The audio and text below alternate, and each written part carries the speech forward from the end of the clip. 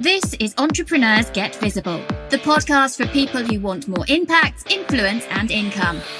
I'm Anna Parker-Naples, and I'll be sharing with you proven methods from leading entrepreneurs that help you get visible as an authority in your field.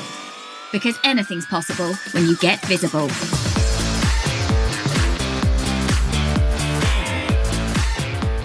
Hey, so today I want to talk through what makes a really successful podcast launch, why some podcasts do incredibly well and why some don't. Now, I've been responsible for helping over 300 podcasts over the last 18 months to enter the charts, to go live, to get in Apple, Spotify. We've had many top charting shows all around the world. And as I'm recording this today, as I'm delivering this today, we've just had the very first podcast that's reached the top UK number one spot in business, which is Lisa Johnson's podcast, Making Money Online. Now, those top spots in the business category, which is the one that most people really want to get into, are often, in fact, almost always dominated by really big, well-known people, often celebrities, often men. In fact, we've seen over the last 18 months that those top spots have predominantly been held by Tim Ferriss and Gary Vaynerchuk and Steve Bartlett, who has, I think his podcast is called The Diary of a CEO. They're all men, they're all heavy hitting. Now, we've seen the odd celebrity name podcast woman who has then, like Mary Portas, for example, her show's done really well. But other than that, it is incredibly challenging to get that number one spot in the UK. What we do see is much more achievable is getting a number one spot in a subcategory such as marketing, careers, entrepreneurship, investing. And the reason that they're easier is because there's just much more flow. There's no one kind of dominating that space. But the reason that any of the podcasts that we're launching do really well is twofold. So one is the strategy that we put behind the launches, and we always tailor make them for the individual, their community, how they normally launch, what people are accustomed to them doing. And we pull together lots of information about what works to get a podcast off the ground, what actions we need to see happening in Apple predominantly, and then over in Spotify once we've hit those positions in Apple.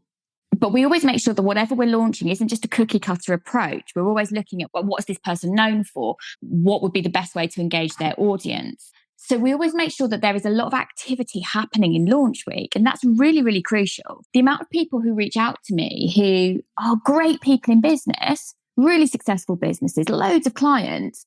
But one of the biggest mistakes they've made is they've decided to launch a podcast on their own, not understanding this space, and have done it with a real sense of fear and lack, actually, a kind of mindset thing of, I wanted to see how it went until I shared it with anybody. I didn't want my audience to hear it if it wasn't good enough or if it wasn't charting and it wasn't successful. And that in itself is not going to get you results. That is one of the biggest problems, because you have this unique window of opportunity to really get traction behind your show.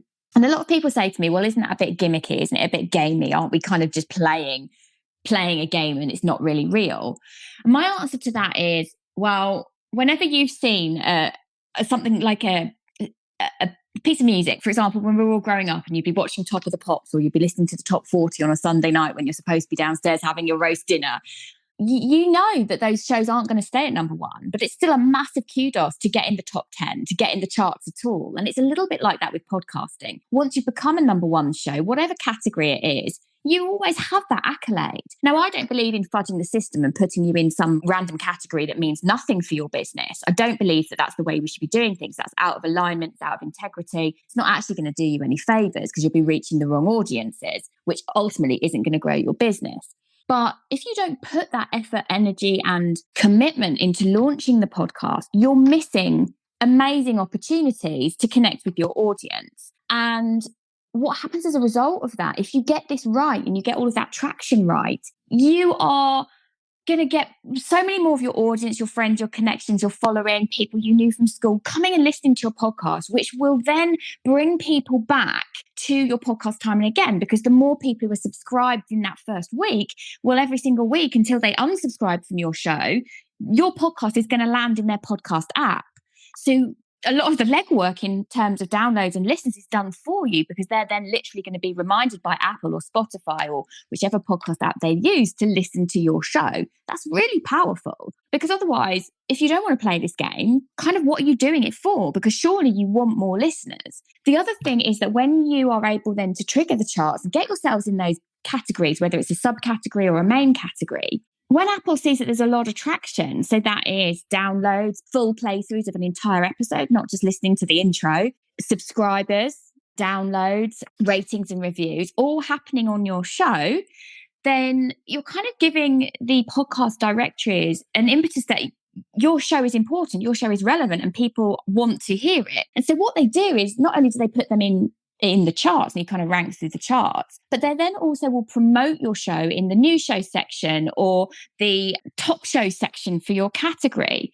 And without those things, you're not going to come across new eyes and ears unless you've worked with someone like me, like in the podcast agency, who has done all of the work behind the scenes to keyword your show, to get your categories right, your descriptions right, your tagging right, your meta tags right. And without those things, there's only so far that a podcast will do really, really well.